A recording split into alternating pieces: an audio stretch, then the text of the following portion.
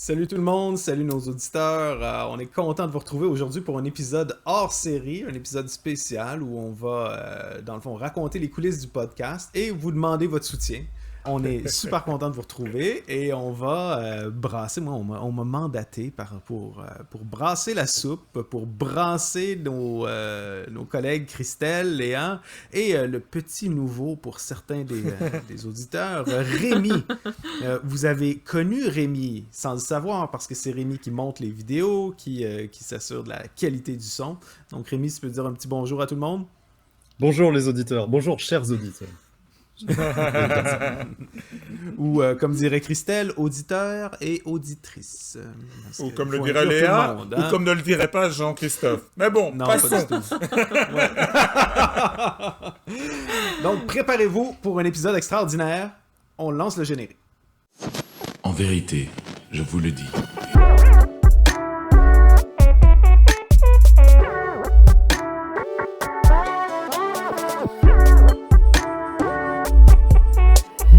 It is like a finger pointing away to the moon.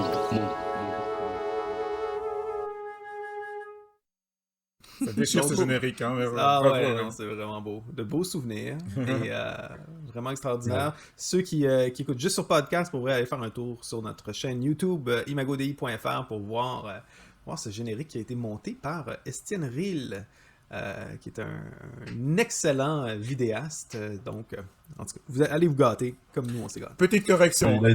les vidéos étaient prises par Estienne Ril, mais c'est Rémi qui a monté les génériques. Monté par Rémi, filmé par Estienne. Wow, ok. Bon, ben, je m'excuse Rémi. Et donc, César, pour c'est à faire César. un épisode sur les coulisses du podcast, on a mandaté quelqu'un qui ne connaît pas bien les coulisses du podcast. JC, voyons. Bravo, Ouais, bravo. ouais. Et voilà le petit de nouveau jugement. Jean-Christophe. Ouais. C'est toi le petit nouveau, JC. Il vient de débarquer. C'est la 28e erreur de jugement de l'équipe. La première, c'était de m'inviter à participer à ça. Mais là, il est trop tard! Bon, aujourd'hui, on veut pas on veut pas étirer le suspense. On a dit qu'on allait vous demander votre soutien. Et là, au lieu de vous faire attendre jusqu'à la fin du podcast, Léa, si tu peux nous parler un petit peu de comment est-ce que les auditeurs peuvent soutenir Sagesse et Mojito? Oui, exactement. Donc, merci à tous ceux qui nous écoutent, ceux et celles. Et en fait, on voudrait vous mettre à contribution et vous proposer en fait de nous rejoindre dans l'aventure et d'être nos partenaires. On a créé un profil sur les plateformes Patreon et Tipeee, qui sont des plateformes utilisées très souvent par les youtubeurs et les créateurs de contenu en ligne pour en fait recevoir le soutien financier de la communauté qui les écoute. Et c'est très simple finalement. On va vous mettre les liens dans la description de la vidéo. Si vous êtes des habitués d'ailleurs de podcast, vous connaissez sûrement, c'est vraiment très très simple. Vous cliquez sur le lien, la plateforme vous explique tout. Et nous, qu'est-ce que ça nous permet de faire? Et ben, de continuer en fait à faire des podcasts, de continuer l'aventure avec vous et de pouvoir ajouter à nos 4 saisons existantes et ben, de futures saisons et de faire grandir ce projet. Christelle, tu veux rebondir? Ah ouais, parce que en fait, Sagesse et Mojito aujourd'hui, c'est des centaines d'auditeurs très réguliers. C'est 13 000 téléchargements, c'est 103 000 vues sur... Non, 130 000 vues sur Allez, sur vas-y, YouTube. gonfle les chiffres. Non, je Ouais. rigole. Non, j'ai vérifié récemment, j'espère que ma mémoire est bonne. Vous pourrez aller voir, il faut compter un petit peu pour ça. Mais ouais, en fait, on s'est rendu compte simplement que voilà, c'était un petit peu une bouteille à la mer qu'on lançait quand on a lancé le podcast il y a 2 ans. 2 ans, c'est ça, hein? Juste avant la COVID. C'était 6 mois avant la Covid, ouais. Et puis on s'est rendu compte que il y avait du répondant, en fait, qu'on parlait de choses qui étaient pertinentes et qu'il y avait des gens qui voulaient contribuer, participer à la conversation, rien qu'à voir les commentaires sous certaines des vidéos. Ben voilà, maintenant on vous invite à faire partie du projet plus largement et de façon, par votre générosité. Donc, merci à tous ceux qui nous écoutent, puis merci d'avance à tous ceux qui nous soutiennent. Vraiment, on aime vraiment faire ça. Pour nous, je pense que c'est... vous pouvez le sentir. J'espère que vous le sentez. Non, vous le sentez dans les émissions, c'est sûr qu'on a du fun, qu'on a du plaisir à préparer ces épisodes-là, à travailler ensemble. Il y a peut-être Rémi qui s'arrache un peu les cheveux des fois quand il va faire du montage puis corriger toutes les erreurs qu'on fait. Mais quand même, on a beaucoup de plaisir à faire ça, puis on est content de vous inviter dans ce projet-là. Donc, tel que promis, c'est un épisode hors série, donc on me permet de lâcher mon fou. On m'a donné quelques minutes. Je suis comme dans Fort Boyard, là, quand il lâche les fauves à la fin. Vous avez Fort Boyard en France? Hein? Ouais, Tellement, c'est c'est français. toute mon enfance. Bon, voilà. Donc, on lâche les Pareil. fauves. Et j'ai comme une mitraillette de questions pour vous. Et donc, bon, la règle du jeu, c'est que je vous pose des questions, mais vous avez moins qu'une seconde pour répondre. Oh là. Dans le sens, pour réfléchir. Vous ne pouvez pas réfléchir, OK? Vous essayez de répondre en 10 secondes, mais je n'ai pas d'autocensure, là. OK? C'est prêt? Oh Vous là êtes là. prêts? J'espère. Allez, c'est parti. Et donc si vous prenez trop de temps, ben, je vous donne des points, puis le premier qui a 5 points meurt. C'est bon? Ah bah, super. Ok, d'accord. Super jeu. Ok Léa, c'est quoi le moment le plus humiliant de ta vie? Ok, alors je me souviens d'un moment assez humiliant. C'était. Là, t'es en train de réfléchir dans ton introduction. Là. Vas-y. J'étais dans un bar, c'était une des premières fois que j'étais dans un bar, et je n'avais pas commandé de Morito, ni de Sagesse d'ailleurs, mais juste une bière. Et c'était la première fois qu'on me servait une bière qui n'était pas une bière pression, avec la tireuse, mais en bouteille. Et du coup, je me suis retrouvée avec le verre et la bouteille, et je me suis rendu compte que j'avais jamais servi de bière de ma vie. Et du coup, comme je sers de l'eau, j'ai pris la bouteille, je l'ai mise toute droite dans le verre, ce qui m'a donné 1 centimètre de liquide et 10 centimètres de mousse.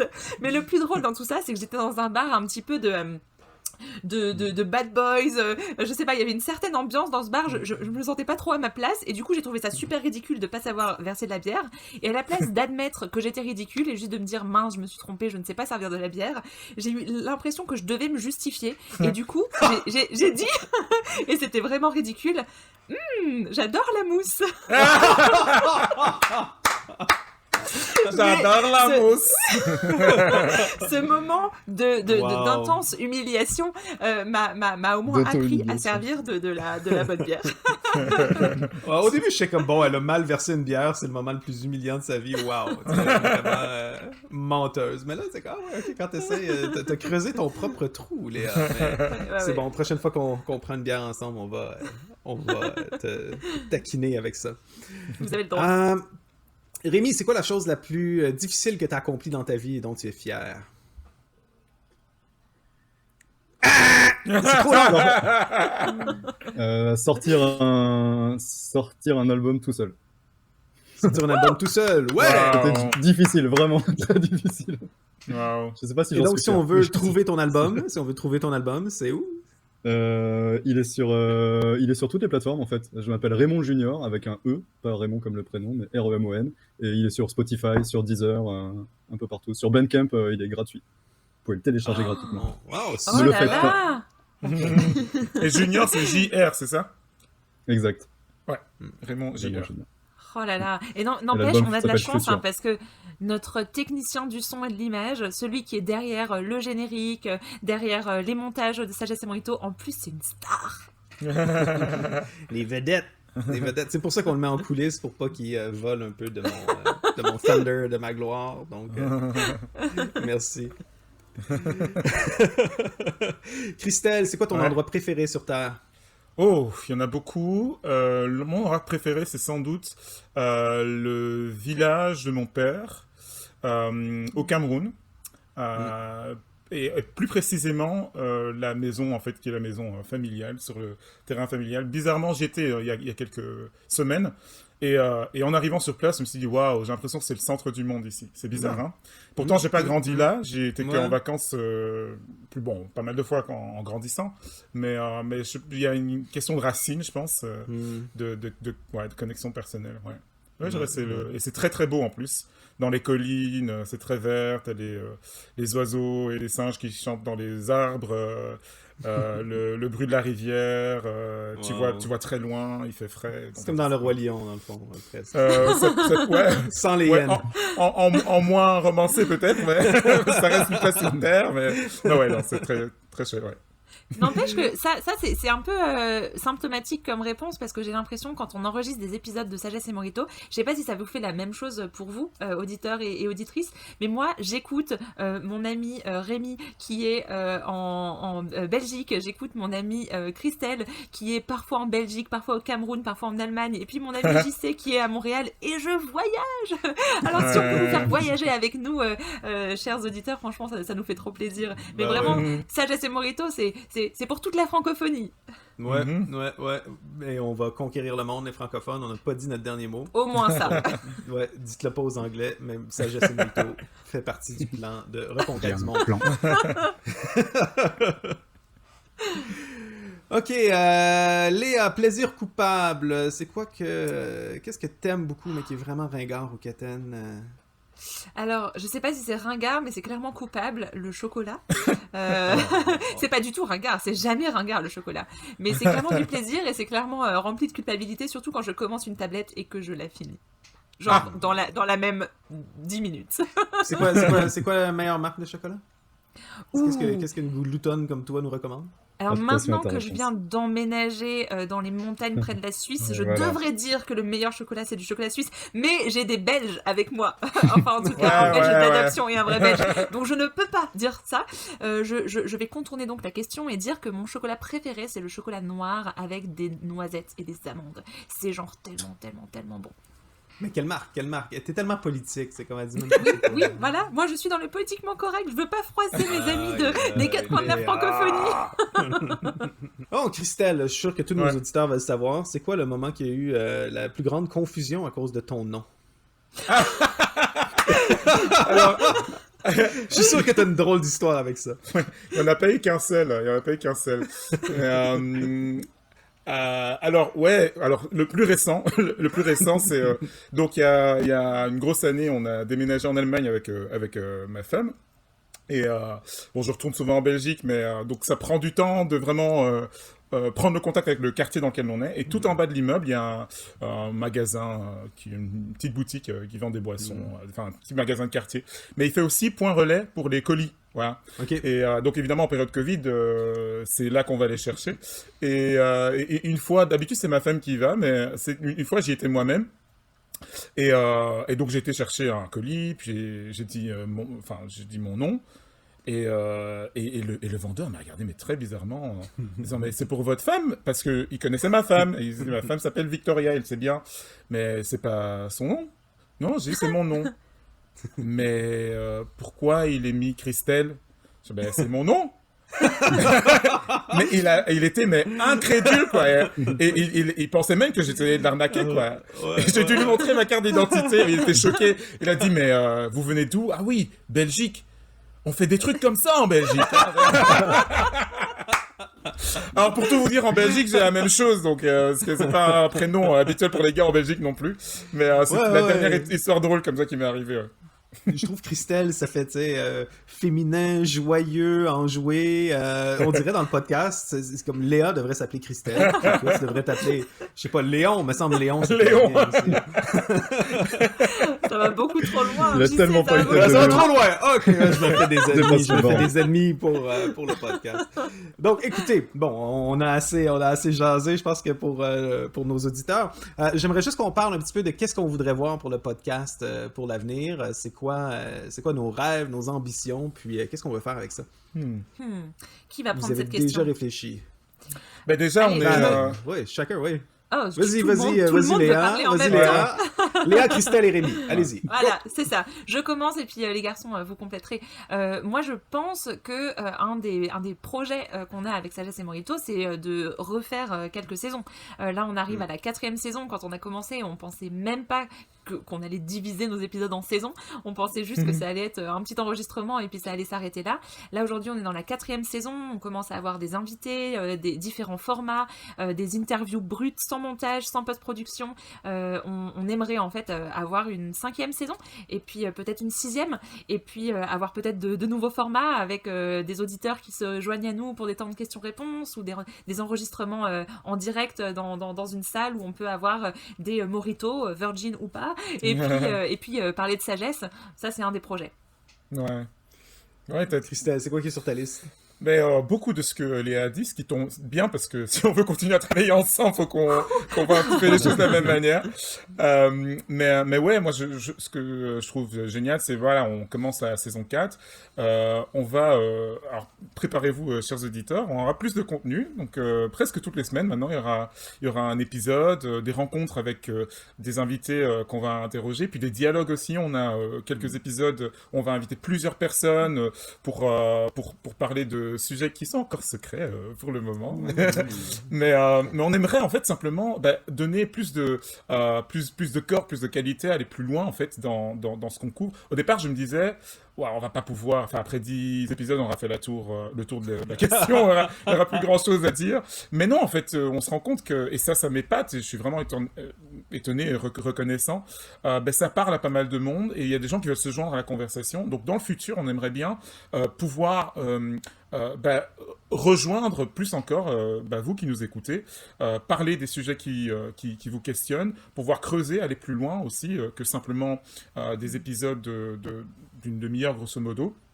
Et donc, ouais, tout ça demande du boulot, hein, vous comprenez bien. Et donc, on espère que vous pouvez rejoindre le gang, rejoindre l'équipe, vous joindre à nous dans cet effort pour solidifier la communauté. Et comment on peut le faire? Comment on peut le faire techniquement? Je dirais les plateformes de dons qui sont mises à disposition. Il y a Patreon ou Patreon et il y a Tipeee aussi. Donc voilà, vous trouverez en cliquant sur les liens en dessous de cette vidéo ou si vous nous écoutez, le lien qui est en description de l'épisode du podcast. Gros bisous, gros merci pour votre participation. Carrément, ouais. Merci d'avance à tout le monde. Comme Christelle disait, on jette un peu une bouteille à la mer là, en faisant ces épisodes-là. Vos commentaires nous encouragent, échanger avec vous nous encourage. Quand vous nous croisez dans des événements, des choses comme ça, n'hésitez pas à venir nous voir, à nous écrire. En tout cas, pour moi, c'est super enrichissant de pouvoir échanger avec vous. Puis, écoutez, votre soutien certainement nous encourage aussi. On veut continuer à vous servir avec des bons épisodes pour plusieurs prochaines saisons. Donc, je pense qu'on a fait le tour aujourd'hui. Donc, on vous salue. On n'a pas vraiment fait le tour. Pas fait le tour. Qu'est-ce qui manque? Il manque Rémi. Tu avais posé la question à Rémi, il n'a pas encore répondu. Oui, Rémi, c'est quoi sur ta liste? Et d'ailleurs, je sais que Rémi va devoir bientôt gêné. partir. Donc il va nous donner la réponse qui va vraiment clore cet épisode des coulisses de Sagesse et Morito. Mais on veut sa voix, parce que pour une fois qu'on l'a avec nous, franchement, Rémi... Qu'est-ce que je veux pour Sagesse et Morito? Ouais. De pression. Alors, je veux. Je veux et j'exige. Justement, j'ai une petite liste. Non, je suis assez d'accord avec tout ce qui a été dit. Et en plus, moi, en fait, ce que j'aime bien dans Sagesse et Morito, ce que je trouve trop excitant en tant que participant actif au projet, c'est qu'on est parti de un truc vraiment tout simple, un peu avec 3 bouts de ficelle, et notamment techniquement, mais pas que. Mais de mon point de vue, techniquement, ça a de l'importance. Et plus ça va, et mieux c'est. Et donc, je me demande jusqu'où on peut pousser l'amélioration du contenu, de la tête que ça a aussi. Moi, j'aime bien passer du temps à faire le générique, à faire des trucs. J'aime bien être un peu créatif et que ça serve à quelque chose après. Et je pense, on peut encore améliorer. C'est du temps qu'on passe à ça, qu'on consacre à ça, à y réfléchir, à ensuite le mettre en œuvre, que ce soit sur le contenu ou sur la forme. Mais moi j'adore parce que petit à petit on a un objet comme ça qui prend des upgrades, tu vois, petit à petit. Ça, j'aime les upgrades. J'aime le mot upgrade. C'est un de mes mots préférés. On est en train de se monter un char. C'est le mot de la fin, upgrade. Voilà. Le mot de la fin, tu l'as. Donc, on vous laisse là-dessus et on se revoit la semaine prochaine. It is like a finger pointing away to the moon. Merci d'avoir été avec nous pour cet épisode de Sagesse et Morito. Abonnez-vous à la chaîne YouTube, retrouvez-nous sur toutes vos applis de podcast préférés et sur les réseaux sociaux. Et pour rejoindre la conversation, rendez-vous sur imagodei.fr.